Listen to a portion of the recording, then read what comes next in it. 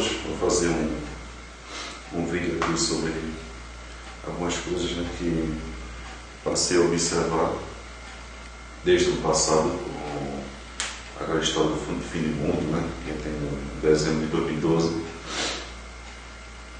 E vou começar esse vídeo, inclusive depois eu falo sobre o meu nome, mas vou começar esse vídeo falando justamente sobre o ano 2012, onde falava muito de conspirações dos maias, e aqui é um tema que ainda vou falar a respeito, né, da nosso planeta, que não tem agenda. Então, em 2012, falava sobre o calendário maia, que dia 21 de dezembro tudo ia para o espaço, mas conheço pessoas, inclusive, que passaram realmente a juntar mantimentos para esperar, aguardar esse dia aí. Porém, passei a pesquisar tanto sobre isso que vi que realmente se tratava apenas de um período que estava se acabando para iniciar-se outro. E aí, coisas interessantes que eu li também sobre conspirações, nova ordem mundial, maçonaria, Illuminati, várias conspirações, vários temas também que eu pesquisei. E acredito que em relação à nova ordem mundial já está aí há muito tempo, que essa falsa democracia que a gente encontra é o capitalismo, né, onde os ricos ficam mais ricos e os pobres ficam mais pobres. Quer dizer, não tem conto de fala, não. É a realidade, já se encontra aí mesmo.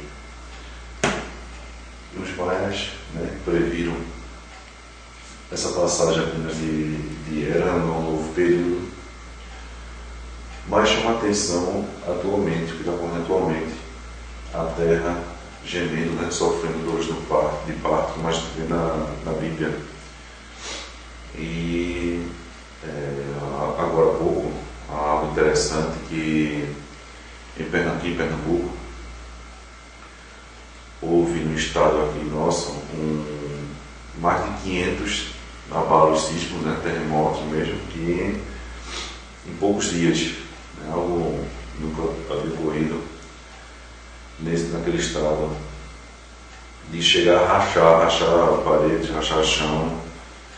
E então aqui em Pernambuco, no interior nosso aqui, houve chuva de granizo, algo também que nunca ocorreu.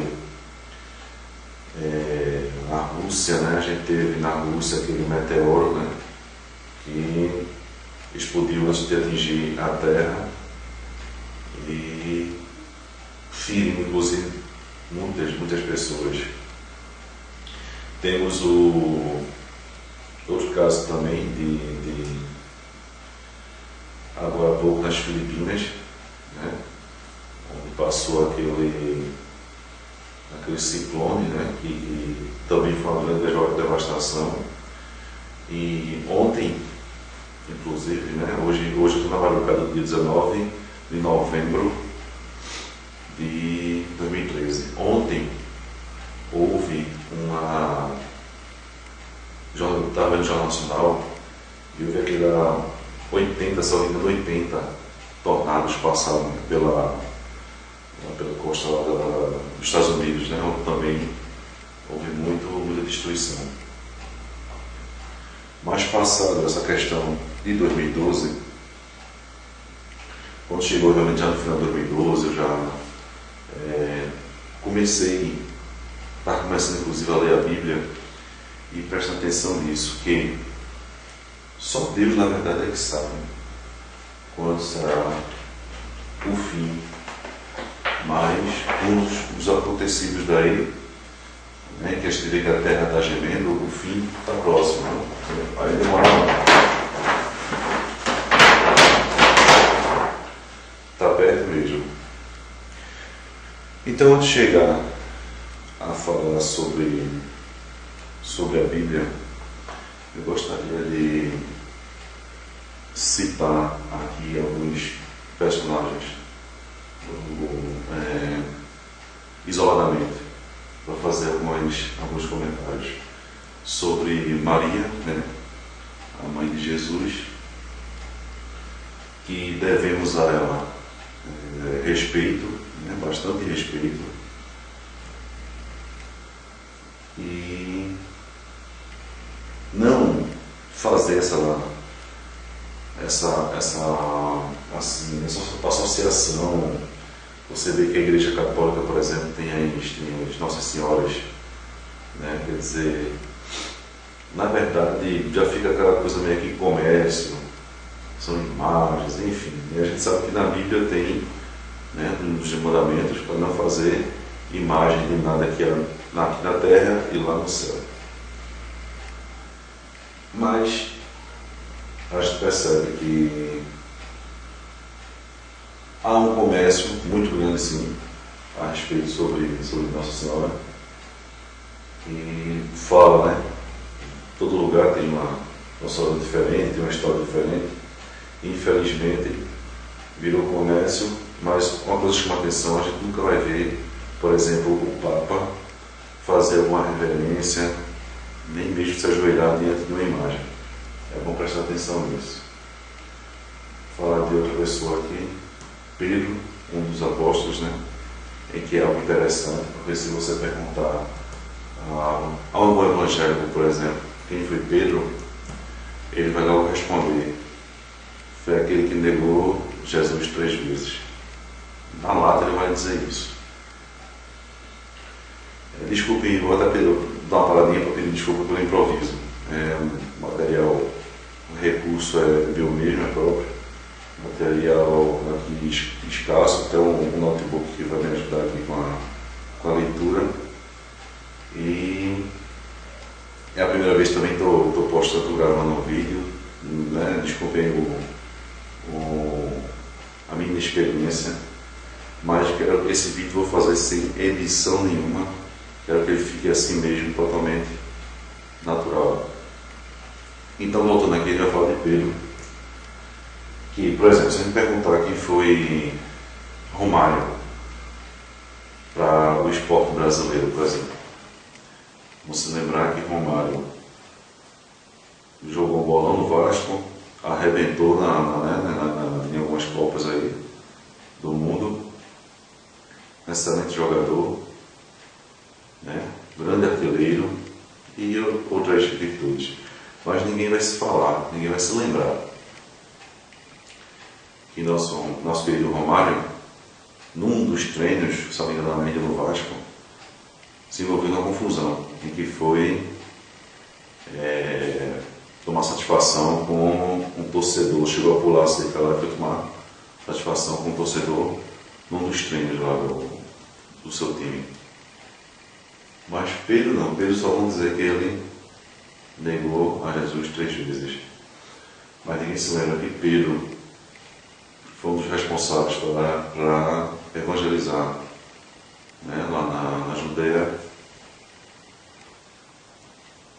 Pedro reconhece Jesus como Messias, e Jesus, inclusive, naquele momento informa que sim, ele vai ter sim vai ser um líder realmente lá da igreja. E também que os feitos, né, de Pedro, se você for em Atos, por exemplo, olhar lá em Atos, você vai ver que Pedro continuou a operar milagres assim como Jesus. Houve ressurreição através de Pedro. A sombra, o pessoal colocava os enfermos nas calçadas, a sombra de Pedro, bastava a sombra de Pedro curar. Salvo engano, quando ele está na casa de eu esqueci agora, eu vou lembrar depois do nome, Estevão, eu vou lembrar depois, que se ajoelha aos pés dele, né, com humildade, manda o homem se levantar porque ele diz que sou homem igual a você. Quer dizer, são coisas que, virtudes de Pedro que ninguém fala, ninguém comenta. Vamos falar agora de Paulo, convertido a Jesus a caminho de Damasco, quando antes perseguia, né? Ele, como um romano também, ele perseguia a igreja, né, de Deus, que era aquela igreja, a igreja lá de Jerusalém, né, na Judéia. E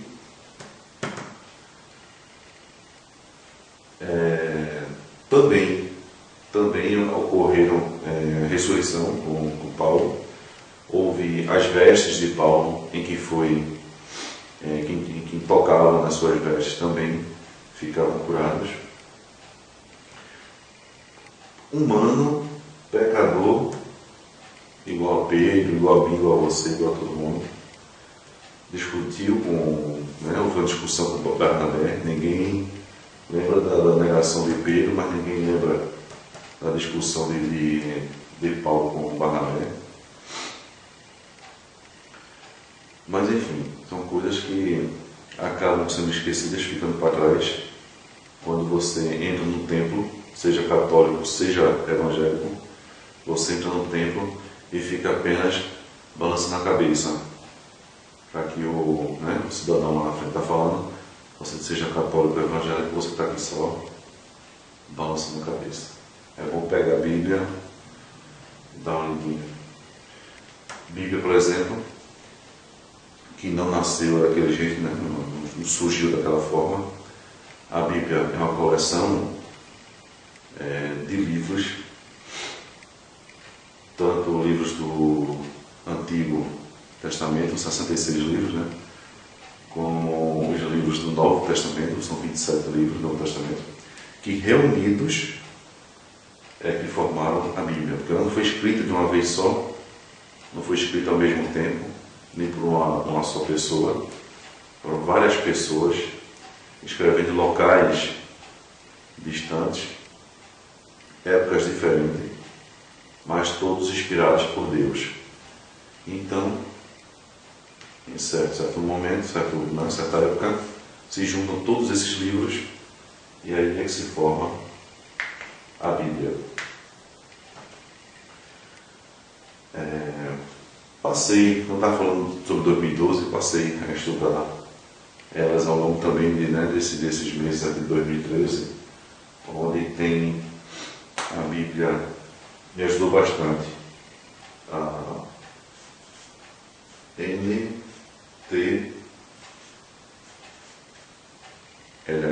que é a nova tradução da linguagem de hoje.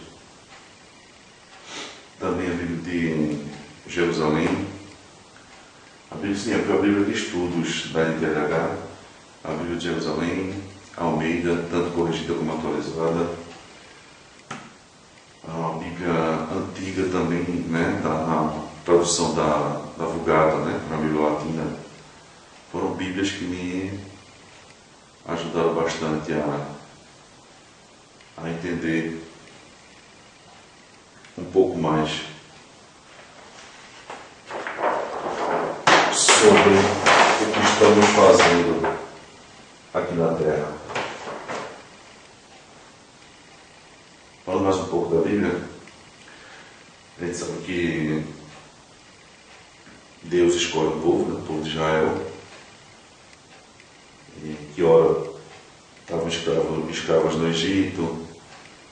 Deus tira ali através de Moisés e passam 40 anos no deserto. Eu estou pulando, eu estou fazendo um resumo aqui bem resumido mesmo. Mas que existe uma característica do povo, né, do homem, de ser sempre ingrato pelas coisas, né, que Deus faz para nós. A ingratidão humana é algo seríssimo. Aproveitando aqui o notebook, vou até adiantar para vocês que eu escrevi eu escrevi uma carta, né, para o povo brasileiro, como se fosse uma epístola mesmo. E depois eu vou dar até um endereço de e-mail para quem quiser, eu envio esse arquivo, essa epístola, em que percebo, né, ao longo dos estudos, percebo que coisas que haviam acontecido comigo de forma sutil e assim não atentava. Depois foi que realmente passei a me lembrar desses fatos verídicos. Por exemplo, o chamado mesmo, em que eu, lendo a Bíblia, já me aprofundando, estava em dezembro de 2012, quando passo por um mercado para fazer compra e uma pessoa passa por mim, aí diz assim: Jesus te chama. Porque na hora não me atentou mesmo assim sobre o que realmente era, mas mexeu um pouco comigo. Fiquei assim, tinha começado a ler a Bíblia há pouco tempo, já tinha esquecido a história de Filemão de 2012, mas estava já ansioso, né, de ler a Bíblia e chegar até a parte de Apocalipse. Mas enfim, aí encontro essa pessoa, né, que fala sobre isso. Aí eu considero nesse dia um chamado até verbal, né? Essa pessoa que passa diz que Jesus está me chamando. E continuo, né, estudando a Bíblia, estudando. Pensei em fazer até teologia, porque até alguém mesmo na nossa família, na minha família, ficou, né? Não, faz teologia. Outra pessoa também da minha família tinha dito que eu não sabia de nada, seria interessante eu fazer a teologia. E acontece que eu estou realmente na frente do computador, com a ficha, né, a inscrição da faculdade, do curso de teologia mesmo, para preencher. Mas aquilo, né, já está desde o chamado verbal, né, quando o rapaz passou por mim. E então já em 2013 eu lá com a ficha, né, lá, pensando assim em fazer, comecei será que é isso mesmo que eu tenho que fazer? Aí resolvo pegar a Bíblia, faço uma oração, pego a Bíblia, peço a Deus para que me desse uma resposta.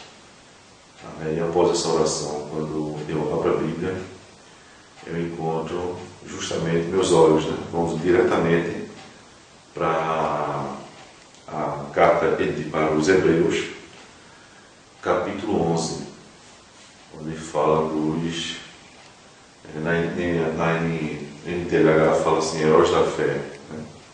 o capítulo 11, onde fala que todos aqueles que creram, né, mesmo sem ver, sem apalpar, né, em nada concreto, apenas tiveram fé, né, creram nas promessas, né, que Deus fez. Aí eu percebi que não precisava de nada para servir de apoio, de muleta, não. Comecei a simplesmente reunir esses livros, né, como eu falei, a Bíblia de Jerusalém, a Bíblia de Estudo da NTLH, uma Almeida corrigida, uma Almeida atualizada, também essa Bíblia antiga, né, em latim, da Vulgata, do latim traduzido para o português, né. Então comecei a ler elas, mas percebi que após os 4 evangelhos houve algumas divergências, né, na Bíblia uma Bíblia católica para uma Bíblia evangélica, aqueles comentários, aquelas notas de rodapé, havia ali já uma divergênciazinha, alguma coisa assim. Eu sei que de Atos em diante já era assim, sem auxílio de rodapé mesmo. De Atos em diante foi só eu, Deus e Almeida. E assim, fazer comparação com as outras Bíblias, mas comparação só da Escritura, né? Da palavra mesmo. Não mais de notas de rodapé.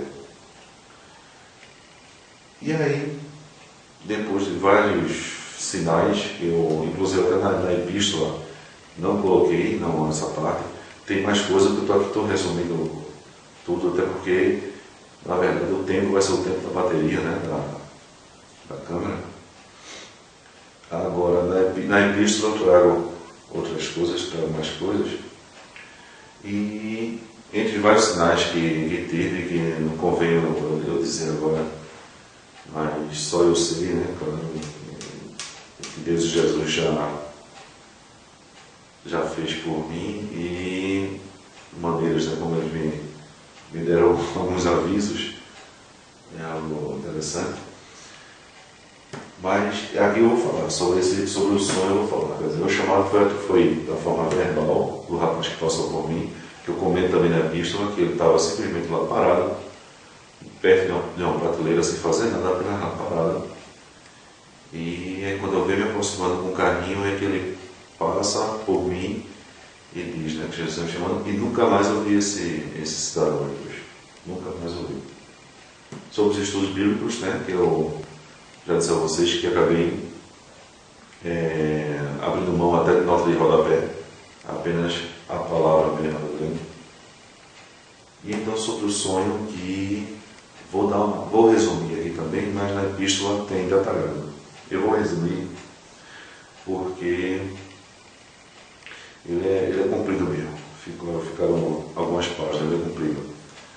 Mas a forma em que, resumindo, eu saí de um banco com dinheiro no carro, parava no sinal, 2 motoqueiros me abordavam pela frente, aliás, só paravam, não me abordavam, não, paravam, né, na frente do carro. E eu pensando, né, que se trata de assalto, aí vou pensando, se vocês verem um bichinho voando aí, muriçoca, eu estou cheio de muriçoca, não é falha aí do vídeo, não é muriçoca mesmo. Então, no sonho, né, eu vou saindo do carro, tentando fugir dali, só que um terceiro homem aparece. Nesse momento eu fico paralisado, mas flutuo até o chão e fico ali deitado. E esse terceiro homem flutua sobre mim, falando algumas coisas que eu não entendia, porque eu estava suplicando, né, pela minha vida. Eu lembro que eu olhava para debaixo de um carro, via o dia claro, olhava para debaixo do outro, o dia já meio anoitecido, já mais escuro, não era nítido. E então a paralisia, eu não conseguia fugir nem para um lado nem para o outro, ficava ali. Aí eu sei que, resumindo, né, quando eu tento negociar, né, algo com ele, dizendo que ajudava ele, tento negociar com ele, ele flutua para dentro do carro, e então eu só vejo depois uma arma, o cano de uma arma. Aí eu deitado ali consigo, né, já mexer as mãos e colocar os braços, né, a mão para, imaginando o tiro pegar pelo braço e não me atingir. Mas aí chega um ponto que eu percebo que ele realmente vai atirar, que ali chegou o momento dele puxar o gatilho. Aí é quando eu decido entregar o dinheiro a ele, digo que vou dar o dinheiro. Aí a arma desaparece, né? Só aparece o rosto dele assim, aqueles olhos brilhantes, né? Os olhos brilhantes assim, se afastando, dizendo que a gente só... Porque você... Faz uma pergunta, né? Porque vocês só me ouvem quando estão na escuridão. Foi a pergunta que ele fez. Aí eu já interpretando o sonho, que foi justamente aqueles dois, né? Duas pessoas chegam na moto, são dois anjos. Esse terceiro é Jesus, que me leva ao chão, eu caio por terra. Olho por debaixo de um carro, vejo o dia claro, caminho do bem. Olho para debaixo do outro carro, vejo já escurecido, né? O caminho do mal, ou seja, os dois caminhos. Ele aqui flutuando, falando, e eu, na minha súplica, não entendi o que ele estava dizendo. Mas, quando eu decido entregar o dinheiro, né, para não morrer, ou seja, nesse momento, o desapego às coisas da vida, né, o desapego ao que é terreno, aí é que ele aí me diz isso, né? Que faz essa pergunta, né? Porque vocês só me ouvem quando estão na escuridão. Quer dizer, a gente vê muitas pessoas bem de vida, né? Com seus empregos aí, ganhando bem.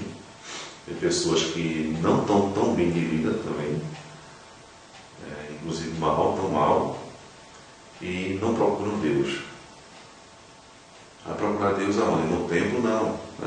Nem é templo não é em templo. Vou lembrar para vocês que a salvação não é dada se você for a um templo entregar dinheiro. Não é. Salvação não é esse o caminho. A gente vai chegar na parte aqui sobre salvação, a gente vai conversar sobre isso. Então, não tinha mais dúvida sobre, como eu disse a vocês, tem vários outros sinais, outras coisas que aconteceram, mas não me convém falar agora, inclusive ia tomar muito tempo também.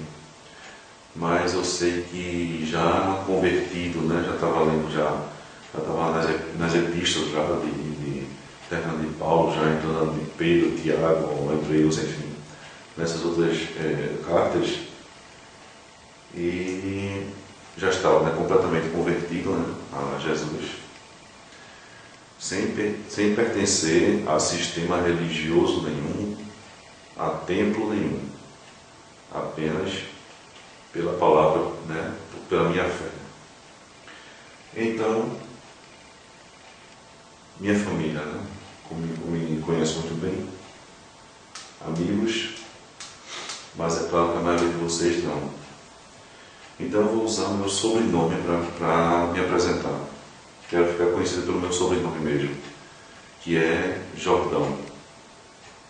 Então eu posso dizer a vocês que minha profissão de fé, eu até trago ela aqui na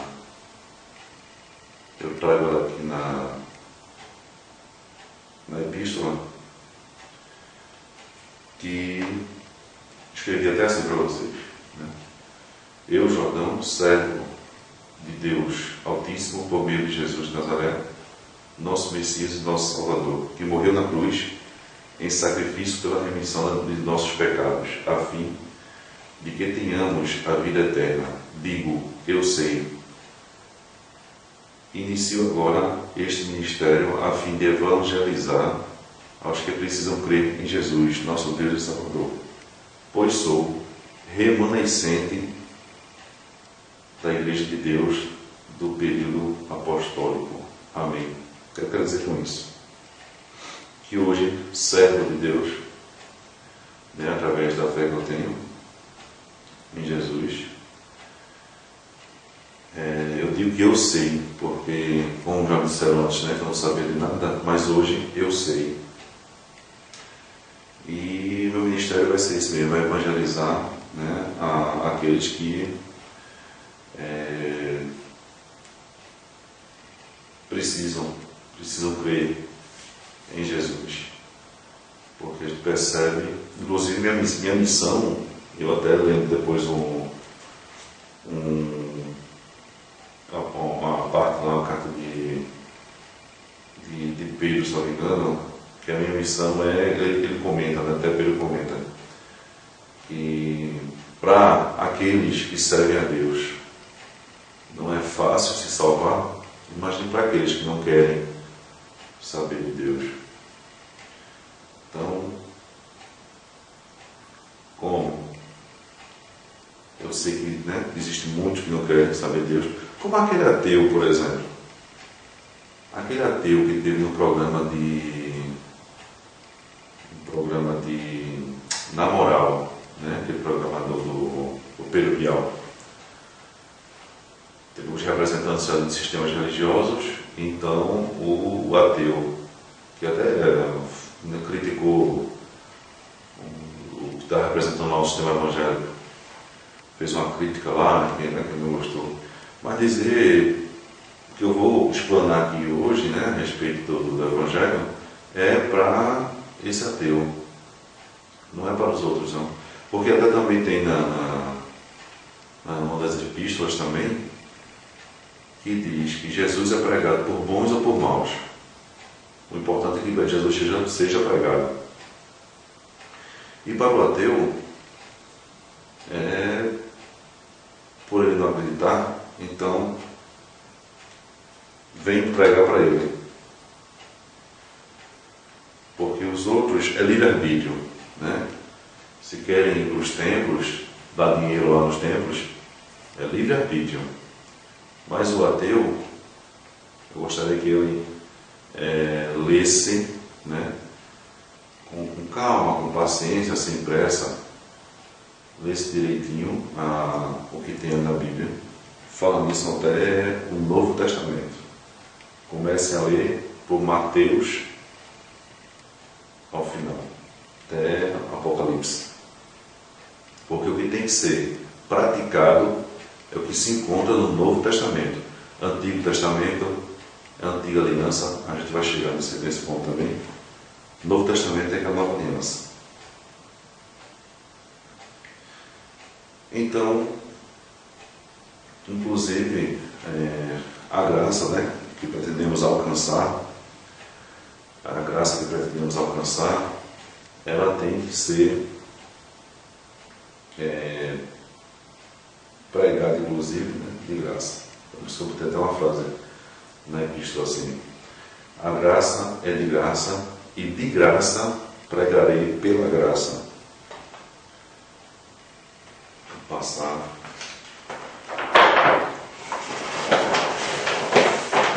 Tudo improvisado. Está tudo improvisado. De vez em quando eu saio assim na casa do notebook, não acabou não ficando tão perto de mim. Mas vocês vão me desculpar. Começar sobre, então, aqui. A lei mosaica e os profetas. Aqui são exemplos, algumas partes do Novo Testamento, em que fala que a antiga aliança já caducou, já não é mais para ser usada, e sim a nova aliança, que é a partir do período messiânico, de Jesus, e então vai ser praticada após a sua morte, devemos praticar o Evangelho, a Boa Nova. Recomendo para todos que têm um baixo intelecto feito o meu,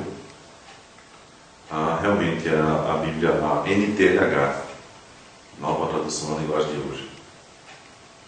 Fica de fácil compreensão. É da Sociedade Bíblica Brasileira, inclusive, fica de fácil compreensão. Só me lembrei agora até fazer um parênteses. Você viu no programa do Pedro Bial, aqueles representantes dos sistemas religiosos, e um ateu, E um ateu. Pessoas assim como eu, que sabem que a salvação, você tem a salvação pela fé, independente de templo e de dar dinheiro a alguém, dificilmente você vai ver. A gente tem pessoas aí que já vêm há anos falando sobre isso. Caio Fábio, A gente tem também Rubens, né?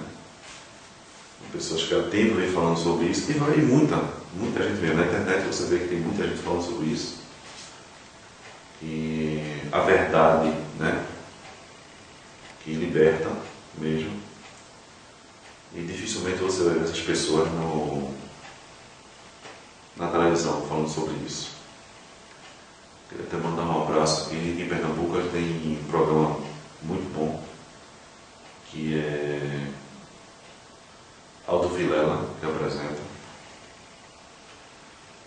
que de vez em quando traz temas assim, fora assim, do comum, né? Feito ufologia, né? Alguns temas assim que você fica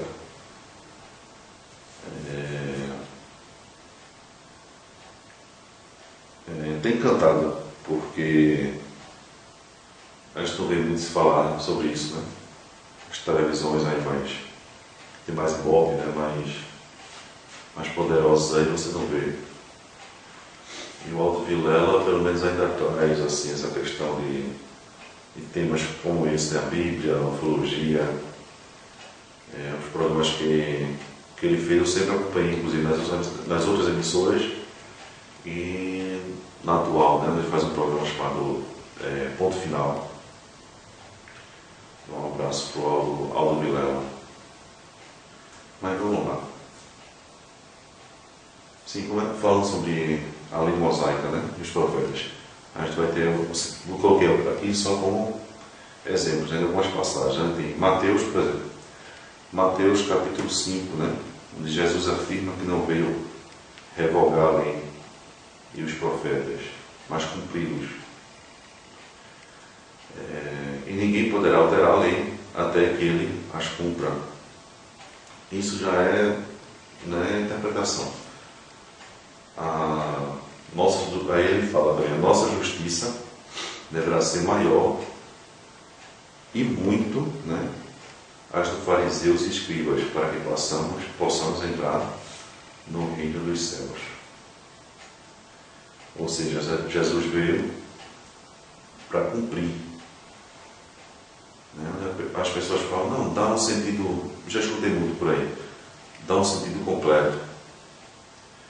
Eu diria que são a segunda fase, porque na verdade ele vem e altera. Ele fala do adultério, por exemplo, quando ele diz que antes, né? Antes você vê nas escrituras que aquele que adulterar, né, vai estar pecando, né? Não adulterarás, um dos mandamentos.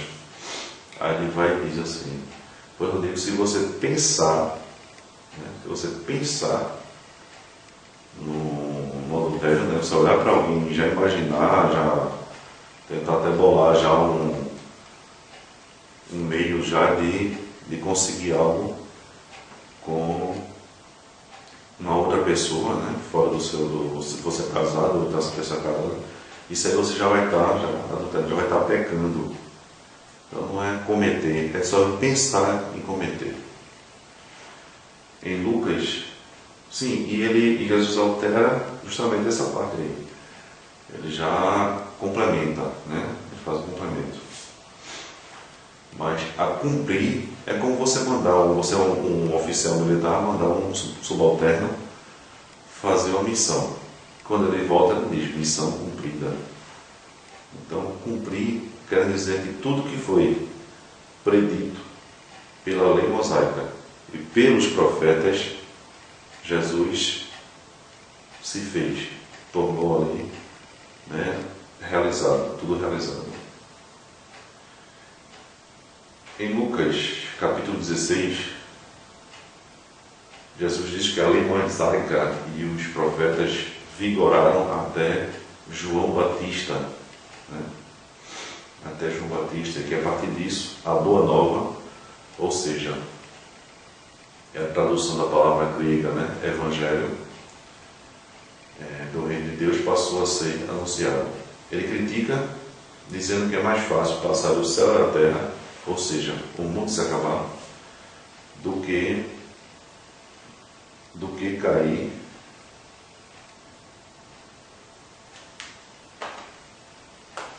um tio sequer da lei. Ou seja, aceitaram uma mudança, já que os fariseus, né, não creram em Jesus como Messias, e até hoje muitos não creem. Então já tem aqui Mateus e Lucas, né? Já citamos Mateus capítulo 5, Lucas capítulo 16. Se você olhar direitinho em Lucas, essa expressão é mais fácil, né, que Jesus usa nesse capítulo 16 aqui, é a mesma expressão que João usa em seu evangelho, Jesus dizendo, naquela parte do moço rico, né? Quando o rapaz quer seguir Jesus, mas para ser perfeito tinha que vender tudo e realmente seguir Jesus. Aí é quando Jesus diz, né? É mais fácil um camelo passar por um buraco da agulha do que um rico entrar no reino dos céus. Atos, capítulo 13, a gente tem: encontramos que se anuncia, não é isso, eu citando, né? Não está escrito assim não, mas Atos, capítulo 13, encontramos que se anuncia a remissão dos pecados por intermédio de Jesus, e que, por meio dele, quem crê é justificado, coisa que a lei de Moisés não pôde fazer. Em Romanos, capítulo 6, diz que não estamos debaixo da lei, e sim da graça. Romanos, capítulo 7, diz que somos libertos da lei, não nos sujeitando a ela em sua caducidade, ou seja, tornou-se velha já a lei. Servimos agora a novidade espiritual. Romanos, é bom sempre comparar realmente a NTLH, nova tradução da linguagem de hoje, né, da Sociedade Bíblica Brasileira, com a Almeida também da Sociedade Bíblica Brasileira, que você vai ver que o sentido é o mesmo. A NTLH é escrita de uma forma mais para o nosso entendimento, né, para os dias de hoje. Mas você vai ver que o sentido é a mesma. Qualquer dúvida numa palavra na Almeida, pega o dicionário, né, e você vai ver. Romanos capítulo 10 diz que o fim da lei é Cristo, para a justiça de todo aquele que crê. A justiça decorrente da fé diz que a palavra está perto de ti, na tua boca e no teu coração. A palavra da fé que pregamos, confessando que Jesus é o Messias e nosso Salvador, e crendo que Deus o ressuscitou, seremos salvos. Em Gálatas capítulo 3, diz que recebeste o Espírito de Deus pela pregação da fé e não pelas obras da lei. Pela lei, ninguém é justificado diante de Deus, porque o justo viverá a vida eterna pela fé. Hebreus capítulo 7 diz que quando se muda o sacerdote, se muda também a lei. Então, como Jesus é o sumo sacerdote eterno, então o seu ensinamento é a nova e eterna lei. Hebreus capítulo 8 diz que com a nova aliança, a primeira se torna antiquada, e o que se torna antigo e velho desaparece. Em Hebreus capítulo 9, diz que os ritos, ofertas e sacrifícios mosaicos eram imperfeitos e ineficazes. Não passam de ordenanças da carne, baseadas em comidas e em bebidas e diversas abluções, que são rituais de purificação por meio de água, né? As abluções.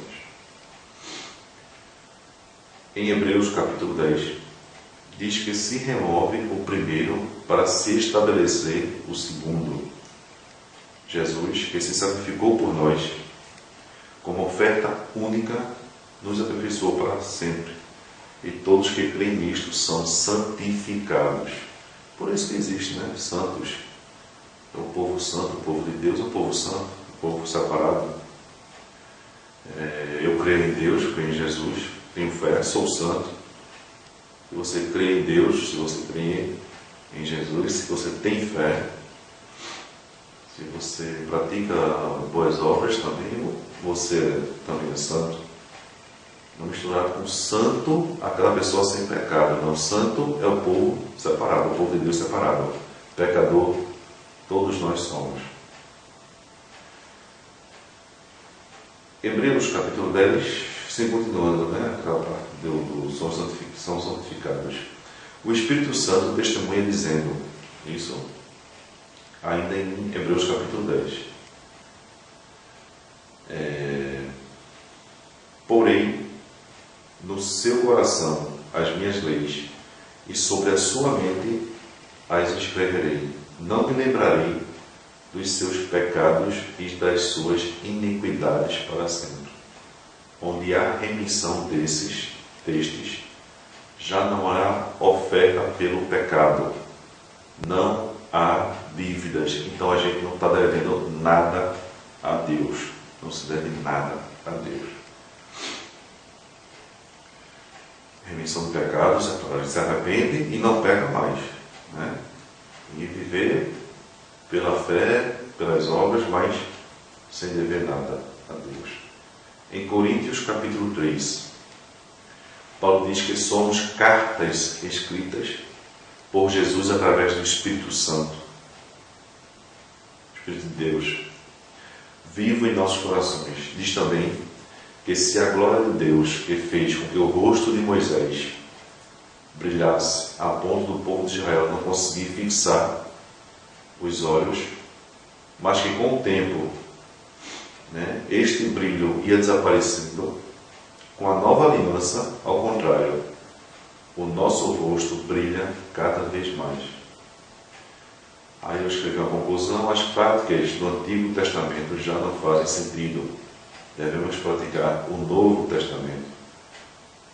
Lembremos que quando Martinho Lutero, né, por exemplo, quis reformar o sistema religioso católico, ele traduz o Novo Testamento para a língua alemã. Em pesquisas recentes também, não se encontra nessa epístola, mas em pesquisas recentes também eu vi que houve também um inglês,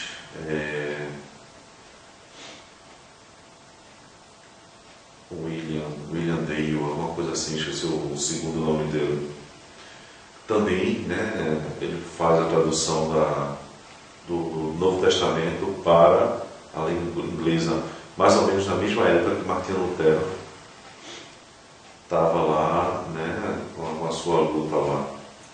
Veja que existe também aquele Novo Testamento pequenininho que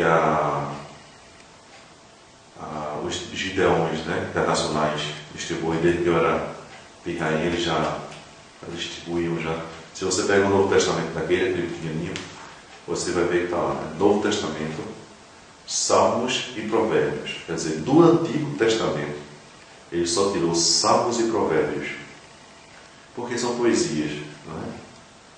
Salmos e Provérbios não é livro histórico, não é profecia, são poesias. Então ele retira essas poesias, assim como Jó, né? Jó também é uma poesia. Então eles tiram né, essas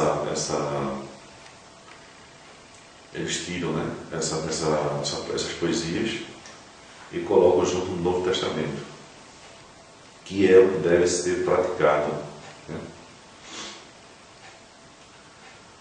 Mudar agora para a próxima igreja. Lembrando, gente, que esse vídeo é sem edição, com várias falhas mesmo, mas de forma sincera, natural. Várias falhas técnicas, né? A palavra de Deus não há falha, não.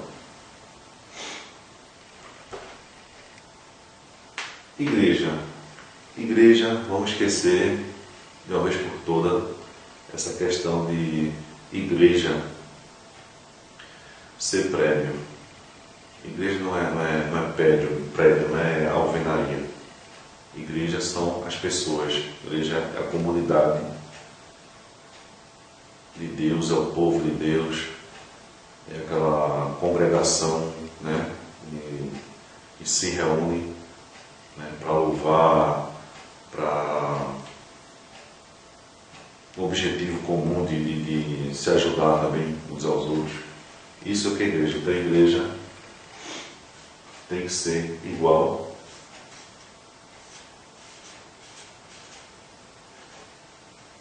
ao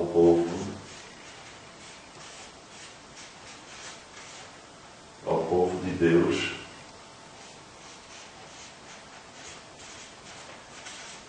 reunido.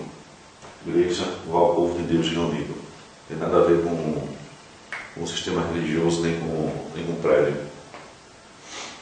Templo sim, né? Templo a gente sabe que tem a ver. Então, pulando, sobre a igreja eu até falo mais coisas também na epístola, mas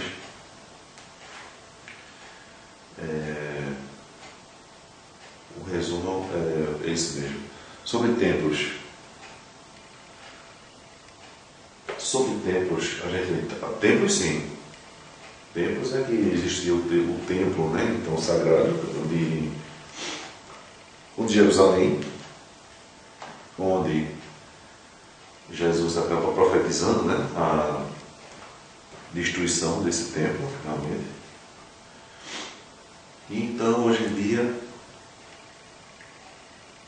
há vários, né? Não vou falar, é claro, minha epístola para os brasileiros.